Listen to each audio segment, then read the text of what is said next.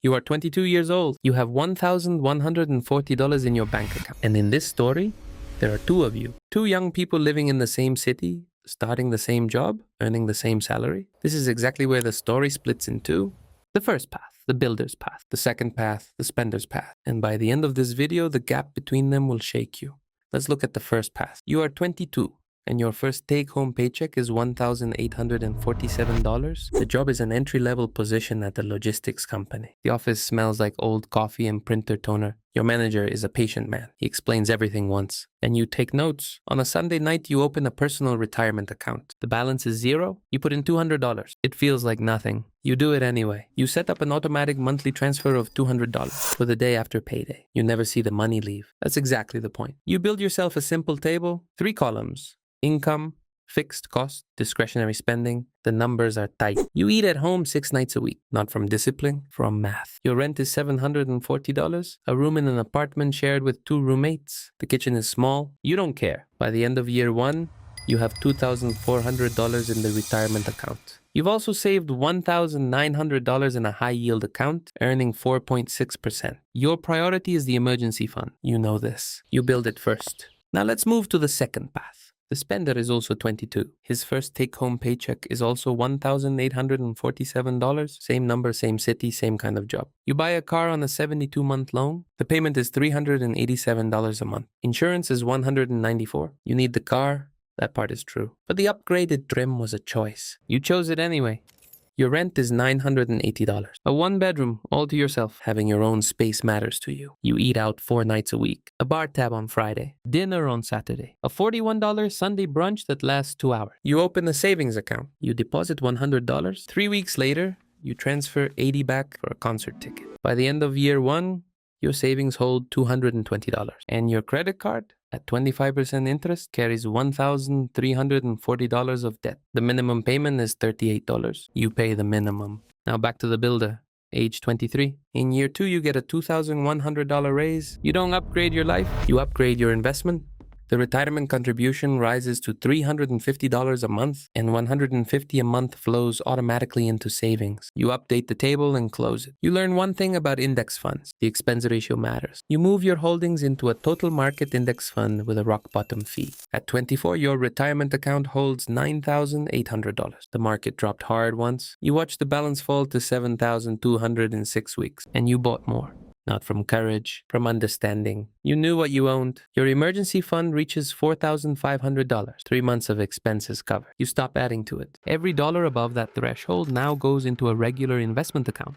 The spender is also 23 and gets the same $2,100 raise. He upgrades his apartment. The new rent is $1,240. The building has a gym. You go 7 times the first month, twice the second, 0 the third. You buy a $1,400 couch. Buy now, pay later, 12 months interest-free. You forget when the 12 months end. The interest applies retroactively. That's how the system works. You didn't read the contract. The card debt grows.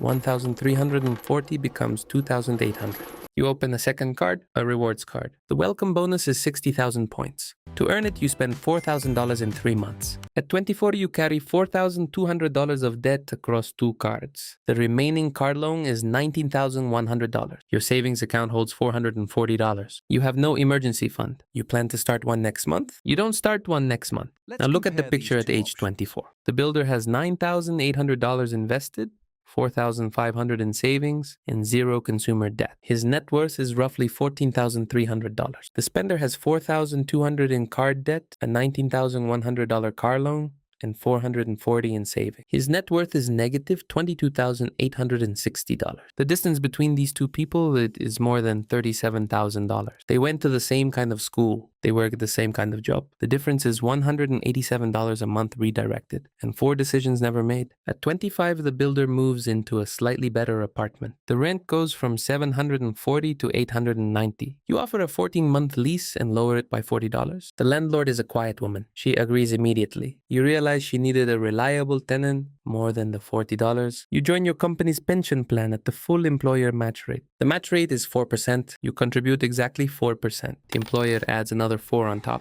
You are not leaving free money on the table. There is no other way to think about it. Your total monthly investment is now $680. Personal retirement, workplace plan, investment account, every dollar automated. You see it as a fixed cost, not a sacrifice. At 26, you find a listing in a small city 3 hours away. A detached building with 2 units, list price $112,000. You drive out on a Saturday. The structure is sound. The second unit is vacant but rentable. A contractor walks the building with you. His estimate for cosmetic repairs, $7,400. You spend 6 months preparing. You pay off a $3,000 student loan remainder. You clean up your credit file. You document every source of income. At 27, you buy the building. Purchase price, $107,500. Down payment, $21,500. Saved over 90 months. You never touch the investment accounts. The mortgage is $514 a month. Unit 1 rents for $725. Unit 2 for $710. Gross monthly income,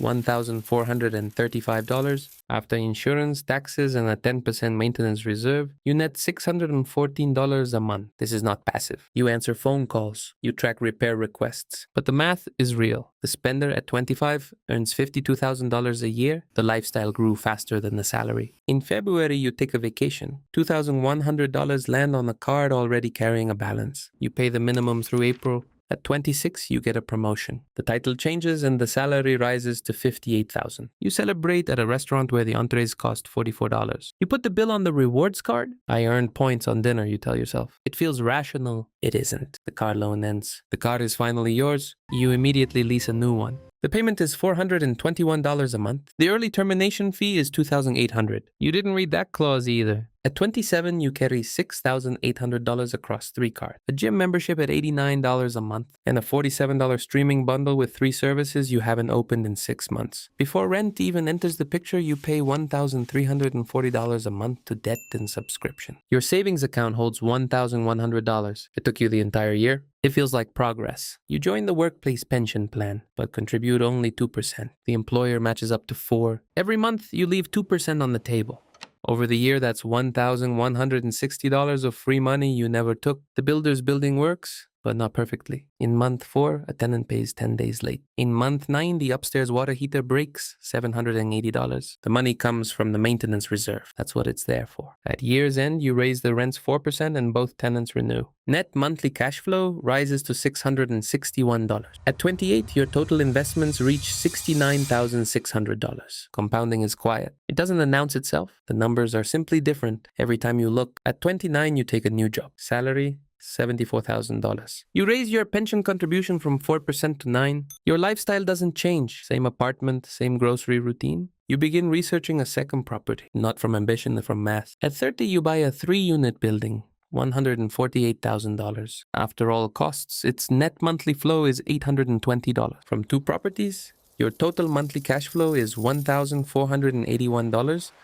The spender at 28 earns $61,000 a year. He feels fine, not wealthy. Fine. You move in with your partner and the rent splits. But the spending doesn't split proportionally. At 29, the relationship ends and the lease has 9 months left. You cover the $1,580 rent alone. Your monthly take home is $3,780. The math barely works. You carry $9,200 in card debt with 0 savings. Your retirement account holds $11,400. When 3 things break in a single month, you cash out $4,000 of it early. The penalty is $400. The taxes, $880. You receive $2,720, but you needed $3,200. The rest goes on a card again. At 30, your net worth is roughly negative $14,000. You don't look at the number directly. You know it's bad. Looking won't fix it, you don't look. And here we are at 30, the exact midpoint of the road. The builder's net worth is roughly $134,000, with $1,481 of monthly rental income. The spender's net worth is negative $14,000. The distance between them,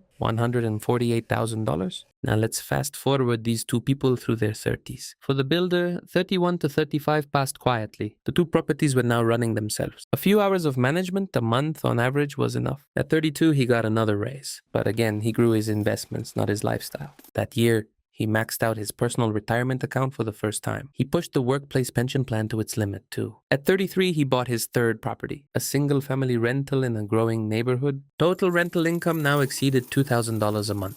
At 35, when he looked at his accounts, the picture was this. $284,000 had accumulated in his investment accounts. His equity across 3 properties, $119,000. His net worth had reached roughly $403,000. He told no one. When a coworker asked about his finances, he told him exactly what he did. On payday, before you ever see the money, automatically into an index fund. The man wrote it down. He never found out if he followed through. For the spender, 31 to 35 went very different. At 31, he consolidated all his card debt into a single loan. For a moment, he felt relieved. The cards were clean, but he didn't cut the cards. By 33, 2 of them were full again. The promotion at 32 raised his salary, and with the salary, the rent rose too. A better neighborhood, a shorter commute, a more expensive life. These were real comforts, but they drained quietly from his pocket every month. At 34, an unexpected medical bill arrived. He had no savings to pay it. He put that on a high-interest card too, and again, he paid only the minimum. At 35, he had no property, no investment account,